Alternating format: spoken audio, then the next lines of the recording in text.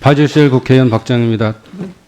우리 문화재청장님을 비롯해서들 다 고생 많으십니다. 그런데 오늘 저희가 이 문체위의 그 관례상 간사는 맨 나중에 이렇게 질문되게 돼 있어서 저희가 준비한 내용이 많이 나왔을 거다 이렇게 생각되는데 한 번도 안 나와서 제가 다시 한번 처음으로 거론하는데요. 군함도 문제 6월에 그렇게 막 시끄럽더니 이렇게 네. 또 조용해졌어요. 네네. 군함도 문제 6월 달에 갔다 오셨죠? 저희 산업유산 정보센터 다녀오셨죠?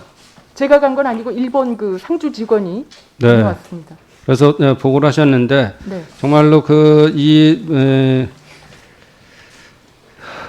말이 안 나오는 게 이 사람들 강제징용이나 강제노동을 부인하고 있어요. 네, 그래서 네. 그런 것들을 우리가 얘기를 했더니 네. 이 전시관을 열므로써 그런 것들을 보충하겠다 해서 세계유산 협의회에서 좀 통과된 거죠. 당시에는 전제 조건화해서 네. 통과했습니다. 근데 지금 결과적으로 보면은 전혀 이행돼 있지 않아서 네. 우리가 지금 여러 가지 행위를 하고 있는데 그때 문화재청장님 명의로 세계유산센터에다 촉구 서한 발송했죠. 네, 맞습니다. 그 내용이 뭐예요? 밝힐 수 있어요? 전부 다 밝히거나 정확한 문구는 아니지만 저희가 핵심적으로 그 중요 요지만 말씀드리면 책임 일본 전제로 한 그 약속을 이행할 것을 촉구하고요. 앞으로 세계유산센터라든가 세계유산위원회에서 일본 그 대표단이나 일본 측에 그러한 약속 이행을 촉구해 줄 수 있도록 그렇게 네, 그러니까 네, 4월에 완료된 문화재청의 연구 영역 결과에 보면 6가지 제안을 하자 이런 내용들을 주로 넣어서 네, 맞습니다. 보냈겠죠. 그렇죠? 네. 그러면은 문화재청장님 생각으로는 이런 권고 사항이 미행됐을 때 네. 결국은 등재 취소가 될까요? 등재 취소에 대한 그 사례가 이런 거잖아요. 지금 유네스코 세계유산은 세계유산 협약 이행을 위한 운행 지침에 따라서 등재 기준이 된 유산 특성을 상실할 정도로 파괴된 경우. 네, 맞습니다. 또 하나는 등재 신청 시 위협받고 있던 유산의 본질적 특성을 보존하기 위한 시정 조치를 기한 내 불이행 시 취소 가능하다 이렇게 되어 있죠. 네, 맞습니다. 그래서 이걸 미뤄 봤을 때 여태까지 전 세계적으로 2건만 이게 취소가 됐는데 이 요건에 해당하는 내용들이거든요. 네. 근데 이 군함도에 대해서는 가능할 건지 어떻게 생각하세요? 이건 제 개인 의견이라기보다는 그 기존에 그런 조치 결과 2건 지금 의원님께서 말씀하신 것처럼 그 2건의 예를 비춰보면 사실 취소되기가 좀 약합니다. 그러면 어떻게 될 것 같아요? 어떻게 하셔야지 이 문제를 해결해요? 그래서 지금 그 군함도 같은 경우는 그 전체 일본 근대 그 산업 유산이 23건 중에 1건이고요. 7건이잖아요, 7건. 네, 보도로 보시면 알겠지만 이번 태풍 같은 걸로 많이 좀 망가졌습니다. 아니 그러니까 네네. 지금 논의는 네네. 이 사람들이 이렇게 이행을 하고 있지 않은데 추선 네네. 거의 힘들다. 그러면 우리가 지금 세계유산센터에다가 계속 이거를 네. 얘기하면서 네네. 이행을 하도록 권고하는 수밖에 없잖아요. 네, 저희는 그래서 이제 외교부하고 저희 문체부하고 저희 문화재청하고 제가 좀 얘기 말씀을 드릴게요. 그 네. 6가지 그 PPT 띄워보세요. 이거에 기준으로 해서 유네스코 네. 권고안을 충실히 이행한 SOC 보고서 요구. 이 사람들이 권고안을 충실히 이행 안 했기 때문에 권고안을 충실히 이행한 SOC 보고서를 요구해야 되는 거죠. 네, 맞습니다. 두 번째는 그 전체 역사, 이렇게 강제징용이나 강제 노동을 시킨 전후 관계된 전체 역사를 기재하는 거를 전제로 해서 이걸 우리가 승인했다는 거죠. 맞습니다. 네, 그런데 그걸 안 했으니까 이 조사 연구나 대안을 우리가 제시할 필요가 있는 거 아니에요. 그 사람들한테만 밀어놓을 것이 아니고 네. 강제적으로 이 센터에다가 그런 전시물에 대해서 바꿔라 이렇게 하면 주장할 게 아니라 우리가 논리적으로 접근해야 되겠죠. 네, 네. 네, 세 번째는 세계유산 협약 체계 내에서 지속적인 요청과 모니터링을 말씀하셨고요.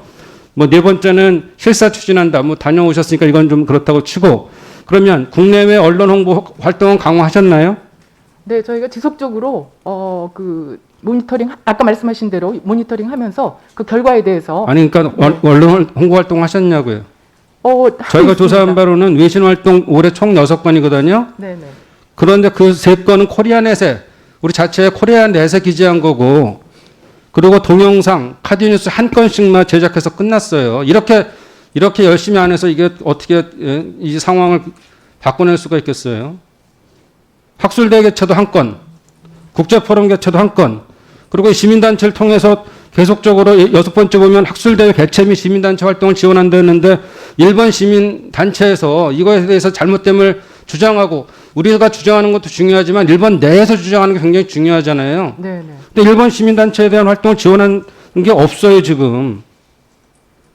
그리고 또 그 중요한 이 활동 계획 중에서 올해 11월에 개최될 제44차 세계유산위원회에서 이걸 가지고서는 그 전체 회원국 중에서의 3분의 2, 그러니까 21개 회원국 중에 3분의 2 이상의 동의를 얻어야 되잖아요. 네, 맞습니다. 그러니까 지금 연기된 것도 문제지만 이 21개국의 3분의 1을 설득하는 지금 활동을 하신 거예요?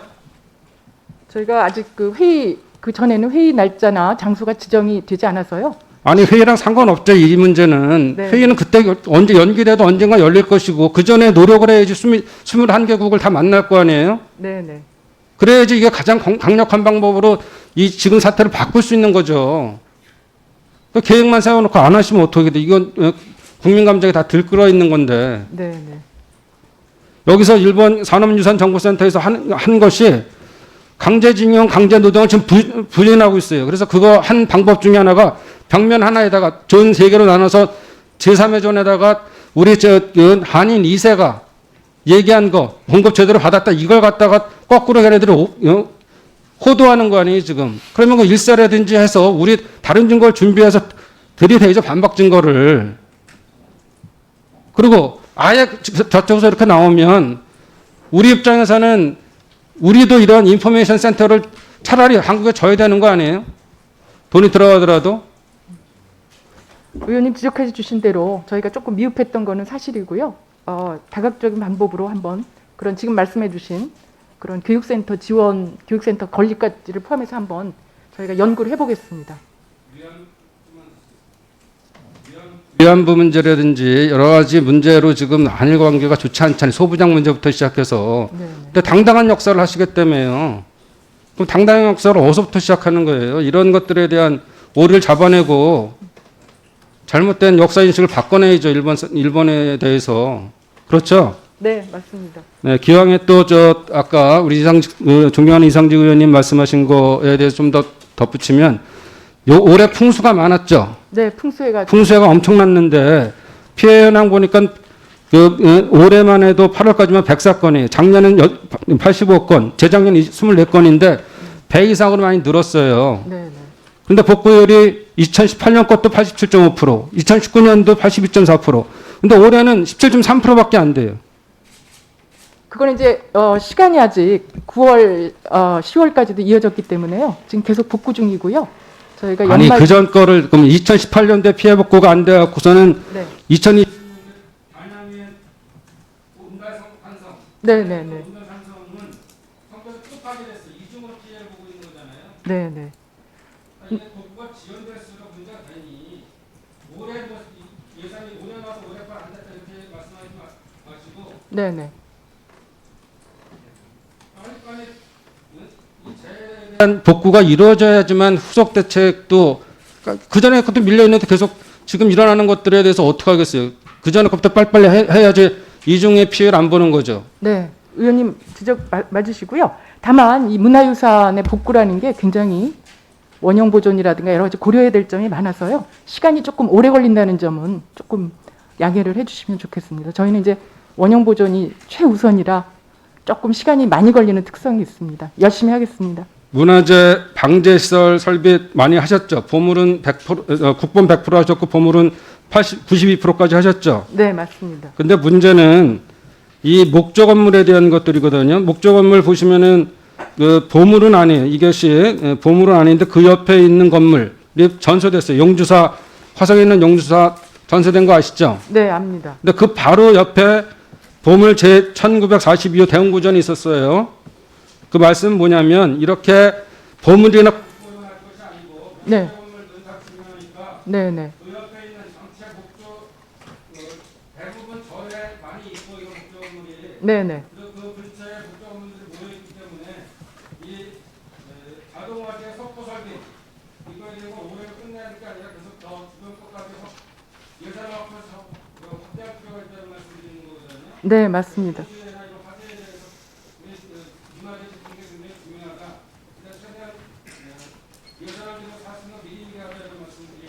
네, 사전 방제 저희가 노력하고 있고요. ICT라든가 사물 인터넷, 드론 등 과학적인 방법을 좀 더 동원해서 네, 사전 방제에 더 애쓰겠습니다. 네, 알겠습니다.